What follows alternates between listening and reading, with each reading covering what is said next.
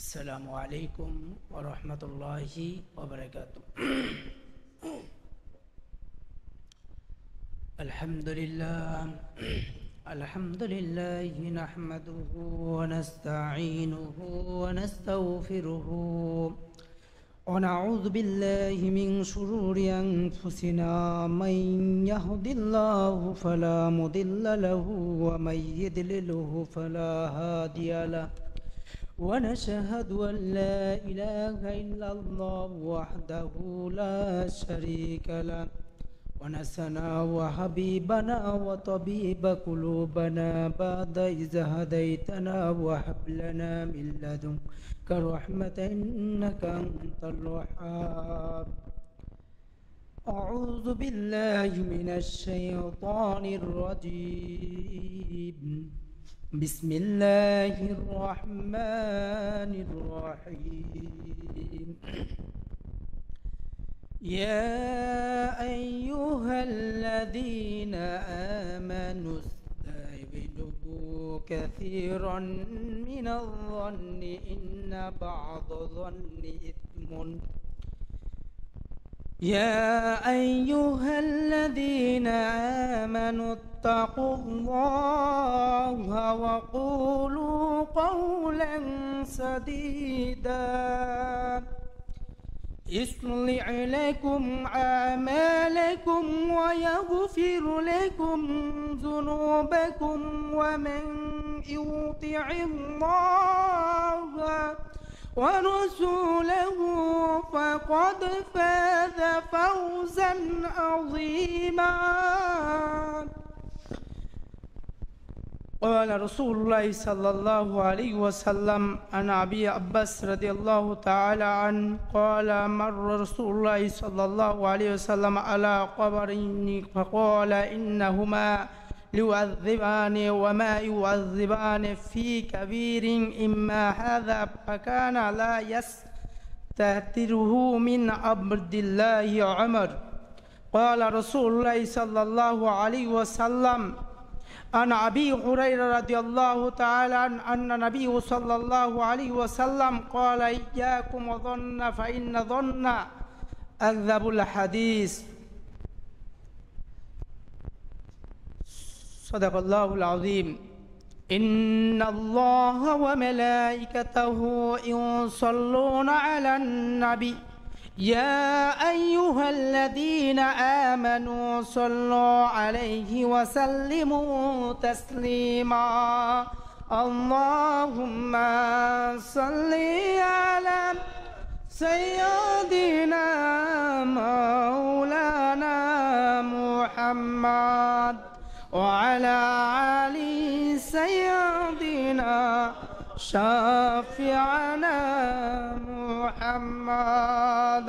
اللهم صل على سيدنا مولانا محمد وعلى آل سيدنا شافعنا محمد. बुजुर्गी की नहीं हमको जरूरत गुलाम अपना बना हमको खुदाया. बुजुर्गी की नहीं हमको जरूरत गुलाम अपना बना हमको खुदाया. अल्लाहुम्मा सय्यदना मौलाना मुहम्मद वअला आलि सय्यदना शाफिअना मुहम्मद. আলহামদুলিল্লাহ আল্লাহ তাবারক তাআলা লাখ শুকরিয়া আদায় করছি যে আলহাজ পীর ডাক্তার মোহাম্মদ কাহারুল্লাহ আল মুজাদ্দিদিয়া দরবার শরীফ আনন্দনগর আজকে ইয়াউমুল জুমাআর আগ মুহূর্ত পূর্বের রাত রজনী বলা হয়। আর এই রাতে আল্লাহ তাআলা প্রত্যেক দিন রাতেই আল্লাহ তাআলা শেষ ভাগে সকলকে ডাকেন এবং ক্ষমা চেতে বলেন এবং চাইতে বলেন, আল্লাহ তাআলা রহমানুর রহিম দিয়ে দেন। এই জন্য আজকে বিশেষ একটা রজনীর দিন এবং রাত। এই রাতে আল্লাহ তাআলার কাছে আমরা চাবো এবং বিশেষ ভালো একটা দিনের রাতে এই যে দরবার শরীফে আসে আমরা কিছু নসিহত, আমাদের জীবনের পরিবর্তনের কিছু কথা বাপজানের মুখ থেকে শুনে আমরা বাসায় গিয়ে আমাদের পরিবারের আহাল বর্গদের এবং সন্তান সন্ততিদের কাছে সকলেই আমরা তা পৌঁছে দিতে পারবো। তৎ অনুযায়ী আমল করলে আমরা এহকাল পরকাল এবং সব কালে উন্নতি এবং আমাদের মাঝ থেকে অবনতিগুলো আল্লাহ রাব্বুল আলামিন হটাইয়া দিবেন, বলেন না সুবহানাল্লাহ। এবং আজকে আসার জন্য আল্লাহ তাআলা সকলকেই সুস্থ সশরীরে আসার তৌফিক দান করেছেন। এই জন্য মহামানব যেই আল্লাহ তাআলা সমস্ত সৃষ্টিকুলকে সৃষ্টি করেছেন এবং মহামানব মুহাম্মদ রাসূলুল্লাহ সাল্লাল্লাহু আলাইহি ওয়াসাল্লামকে সৃষ্টি না করলে পৃথিবীর কোনো কুল কায়নাতকেই সৃষ্টি করতেন না। সেই রসুল হাবিবে সাল্লাল্লাহু আলাইহি ওয়াসাল্লামের সৃষ্টিকর্তা, আমার আপনার সৃষ্টিকর্তা জাতের কসম যে আমরা সকলেই তিনার জবান দেওয়া, মুখ দেওয়া, জিহ্বা দেওয়া, শক্তি দেওয়া আমরা শুকরিয়া আদায় করি, সবাই বলি আলহামদুলিল্লাহ। আসলে আজকে একটা বড় খুশির খবর যে আজকে আমাদেরকে এইরকম পীর ওলি আল্লাহ দুনিয়ার মধ্যে যদি না থাকতো তাহলে আমাদের মাঝ থেকে এলেম উঠায়া যাইতো, কথা ঠিক কিনা? আমাদের মাঝ থেকে এলেম কোনটা হক কোনটা বাতিল, কোনটা বাতিল কোনটা হক, এটা আমরা ভালো মন্দ তমিজ করার মতন আমাদের জ্ঞানে সমাজে আসতো না। এই জন্য আমাদের এই পীর মাশায়েখ আল্লাহর ওলিদের দরকার আছে না নাই? এই জন্য আমরা সকলেই তিনার জবান দেয়া আরো একবার শুকরিয়া আদায় করছি। আমরা এখানে একটা আল্লাহর ওলির দরবারে আসা এবং আমরা খোঁজ পেয়ে এবং আল্লাহ রাব্বুল আলামিন বিশেষ রহমত দ্বারা এখানে আসার নিয়ে এসেছেন, এই জন্য আমরা শুকরিয়া আদায় করছি, সবাই বলে আলহামদুলিল্লাহ। সরকার দু আলম সৈয়দুল মুরসালিন খাতামুন নবিয়্যিন, আমার আপনার নেতা সর্দার, যে রসুলকে না সৃষ্টি করলে পৃথিবীর কোনো কিছুই সৃষ্টি করতেন না, সেই রসুলের শানে দরুদ পাঠ করছি। আল্লাহুম্মা সাল্লি আলা সাইয়্যিদিনা মুহাম্মাদিন ওয়াসিলাতি ইলাইকা ওয়া আহলিহি ওয়া সাল্লিম সাল্লাল্লাহু আলাইহি ওয়াসাল্লাম। যাই হোক, আল্লাহ তাআলা অসংখ্য কুরআনে কারিমার মধ্যে থেকে নিয়ে 6666টা আয়াত থেকে নিয়ে ক্ষুদ্রতম 2টি আয়াত আপনাদের সামনে পেশ করেছি, আর অসংখ্য হাদিস থেকে নিয়ে একটা হাদিস আপনাদের সামনে তেলাওয়াত করেছি। আল্লাহ তাআলা যদি চায় আমার এই গুনাহগার নাদানের মুখ থেকে এই সুন্দর কথাগুলো যদি বের করাই তৌফিক দান করেন তাহলে বের হবে, নসেব বের হবে না। আল্লাহ রাব্বুল আলামিন এই আয়াতে কারিমার মধ্যে বলছেন, বিসমিল্লাহির রহমানির রহিম, ইয়া আইয়ুহাল্লাযীনা আমানু ইসতাইনু, ইয়া আইয়ুহাল্লাযীনা আমানু ইসতানিবু কাসীরাম মিনাল যন্নি ইন্না বা'দা যন্নি ইসমুন। এর অর্থ, আয়াতে কালিমার অর্থ হলো, এ ঈমানদারগণ তোমরা অনেক ধারণা থেকে বেঁচে থাকো, কেননা কতক ধারণা গুনাহ। সূরা হুজরাত আয়াত নম্বর 12। কি আল্লাহ রাব্বুল আলামিন নিজেই কালামের মধ্যে বলছেন ওয়াজ করে, হে ঈমানদারগণ, এরা কিন্তু নাদানদেরকে বলে নাই, কোনো জানোয়ারদেরকে বলে নাই, কোনো হাইয়ানে নাতিকদেরকে বলেন নাই, ইনি বলছেন হে ঈমানদারগণ, ঈমানদারদেরকে বলছে, হে ঈমানদারগণ তোমরা অনেক ধারণা থেকে বেঁচে থাকো, কেননা কতক ধারণা গুনাহ, কতক ধারণা গুনাহ। আল্লাহ রাব্বুল আলামিন আরেকটা আয়াতের মধ্যে বলেন, ইয়া আইয়ুহাল্লাযীনা আমানুত্তাকুল্লাহা ওয়া কুলু কাওলান সাদীদা, يصلي عليكم أعمالكم ويغفر لكم ذنوبكم ومن يطع الله ورسوله فقد فاز فوزا عظيما। এখানে আবারও বলছেন হে মুমিনগণ, এখানে কি বলছেন? হে মুমিনগণ, তোমরা আল্লাহকে ভয় করো এবং সঠিক কথা বলো, তিনি তোমাদের জন্য তোমাদের কাজগুলোকে শুদ্ধ করে দিবেন এবং তোমাদেরকে পাপগুলো ক্ষমা করে দিবেন। আর যে ব্যক্তি আল্লাহ ও তার রাসূলের অনুগত্য করে সে অবশ্যই এক মহা সাফল্য অর্জন করল। সূরা আযহাব আয়াত নম্বর ৭০-৭১ মধ্যে আল্লাহ রাব্বুল আলামিন নিজেই বলেছেন। আর এখানকার মধ্যে হাদিসের মধ্যে আল্লাহ রসুল বলছেন, আনা আবি হুরায়রা রাদিয়াল্লাহু তাআলা আন্না নবী সাল্লাল্লাহু আলাইহি ওয়াসাল্লাম ক্বালা ইয়্যাকুম ওয়াযন্না ফাইন্না যন্না আযযাবুল হাদিস। হযরত আবু হুরায়রা রাদিয়াল্লাহু তাআলা থেকে বর্ণিত, নবী করিম সাল্লাল্লাহু আলাইহি ওয়াসাল্লাম ইরশাদ করেন, তোমরা আন্দাজ অনুমান থেকে বেঁচে থাকো, কেননা অনুমান করে কথা বলা সবচেয়ে বড় মিথ্যা কথা বলা। এখানে সহিহ বুখারী হাদিস নম্বর 2287, সহিহ মুসলিম হাদিস নম্বর 2563 নম্বর হাদিস। এই হাদিস দুইটা আপনারা দেখে নেবেন বাড়ি টাচ সেটে। গীবত করবে, গীবতকারী আর চুগলখোর আল্লাহ তাআলার বেহেশতের মধ্যে যাইতে পারে না। সেই গীবতটা কি? এই গীবত একটি হলো আরবি শব্দ, আর যার শাব্দিক অর্থ হচ্ছে কুৎসা ঘটানো, দোষ বয়ান করা, পরিনিন্দা করা ইত্যাদি। আর পারিভাষিক অর্থ হলো গীবত বলা হয় কারো অনুপস্থিতিতে তার এমন কোনো দোষ অন্যর কাছে বর্ণনা করা যা শুনলে সে মনে কষ্ট পায়।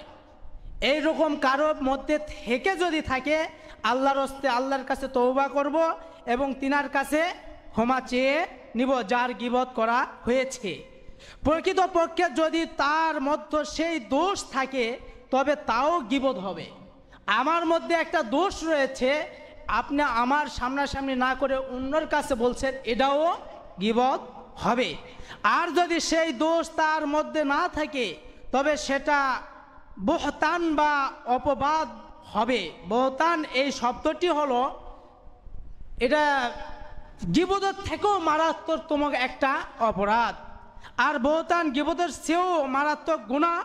কারো এলেম, কালাম, আমল, আখলাক, বুদ্ধি, বিবেক, পোশাক পরিচ্ছদ, চলাফেরা, উঠা বসা, বংশ, খানদান, শারীরিক গঠন ইত্যাদি যে কোনো বিষয়ে দোষ বর্ণনা করা ইঙ্গিতের দ্বারাও গীবত হয়। এটা যদি চোখের ইশারা অথবা হাতের ইশারা, মুখের ইশারা দিয়েও যদি বলা হয়, এটাও গীবতের নাই। গীবত করা এই স্বেচ্ছায় গীবত শ্রবণ করা উভয়টি সমান গুনাহ।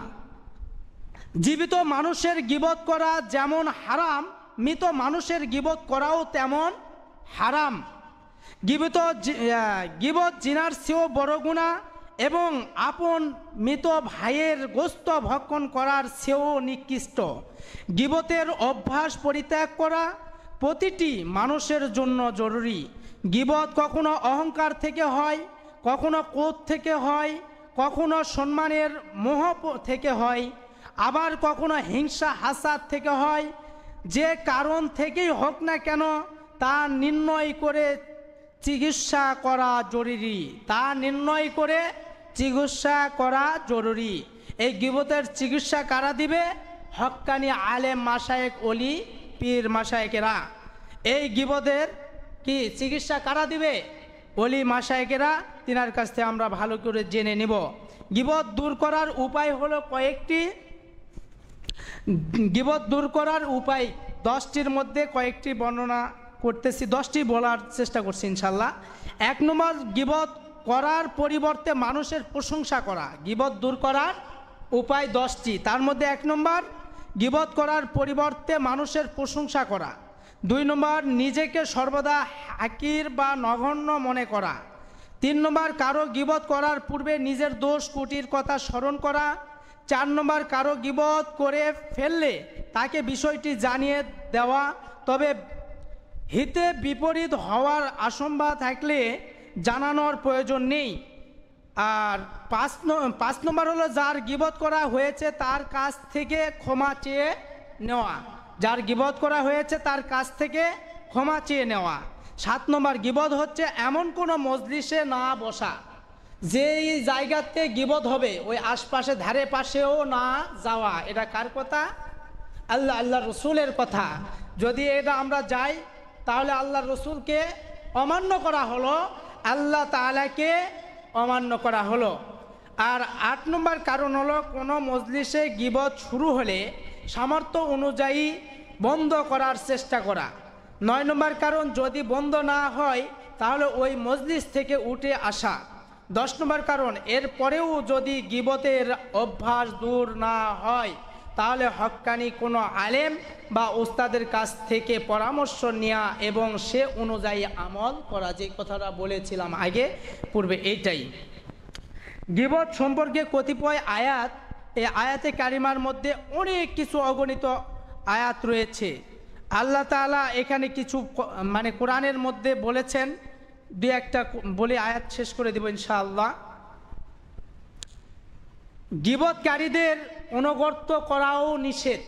কি আমরা মনে করছি যে অমুক গীবত করে তার কাছে যাব, ধারে পাশে বসবো, সে অনেক আমার কাছে আল্লাহর ওলি মনে হয়, কখনো নয়, এখানে যাওয়া যাবে না, ধারে পাশেও বসা যাবে না। হোক না কেন আমার ওস্তাদের ওস্তাদ, হোক না কেন আমার পীরের পীর, যাই হোক না কেন, গীবতকারীদের অনগর্ত করাও নিষেধ। লা তুতি কুল্লা হাল্লাফিম মাহিন হাম্মাজিম মাশাইম বিনামিন হাম্মাইল লিল খায়রি মুতাদিন আসিম উতলিম বাদা যালিকা জানিম। এখানে সূরা কালাম আয়াত নম্বর 10, 14 নম্বর আয়াত। এর আয়াতে কালিমার অর্থ হলো, আর তুমি অনগর্ত করো না প্রত্যেক এমন ব্যক্তির যে অধিক কসমকারী, লাঞ্ছিত। 11 নম্বর পিছনে নিন্দাকারী ও যে চকলখুরি করে বেড়ায়। 12 নম্বর ভালো কাজে বাধাকারী, সীমালঙ্ঘনকারী, অপরাধী, দুষ্ট প্রকৃতির, তারপর জারজ, এসব লোকদের অনুগত করা জরুরি নয়। আর গীবত সম্পর্কে কতিপয় হাদিস, যে হাদিসটা আমরা শুনলাম, আরেকটা হাদিসের মধ্যে আছে আল্লাহ রব্বুল আলামিনের রসুল বলেছেন গীবত জিনার চেয়েও বড় গুনাহ। আমরা সকলে এই হাদিসটা জেনে থাকি। ক্বালা রাসূলুল্লাহ সাল্লাল্লাহু আলাইহি ওয়াসাল্লাম আল গীবাতু আশাদ্দু মিনাজ জিনা, এবং এই জিনা থেকেও মারাত্মকতম বড় গুনাহ হলো সে চকলখুরি করলো আর গীবত কারো পক্ষে করলো। গীবতটা কি জিনিস আমরা জানি, একটা বিষয় সে করেছে, এটা তাকে অবগত না করে অন্যের কাছে দোষটা পুষে দিলাম।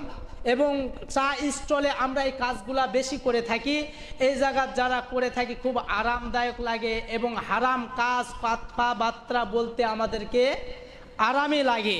এই রকম আরাম কাজ করতে যাব না, হারামের আশপাশও যাব না, গীবতের আশপাশ আমরা যাব না। গীবত করার কারণে কবরে শাস্তি হয়, এটা রাসূলুল্লাহ সাল্লাল্লাহু আলাইহি ওয়াসাল্লাম নিজে বলে গেছেন, এটাও একটা হাদিসের মধ্যে আছে। যাই হোক, আজকে অত দূর যাব না।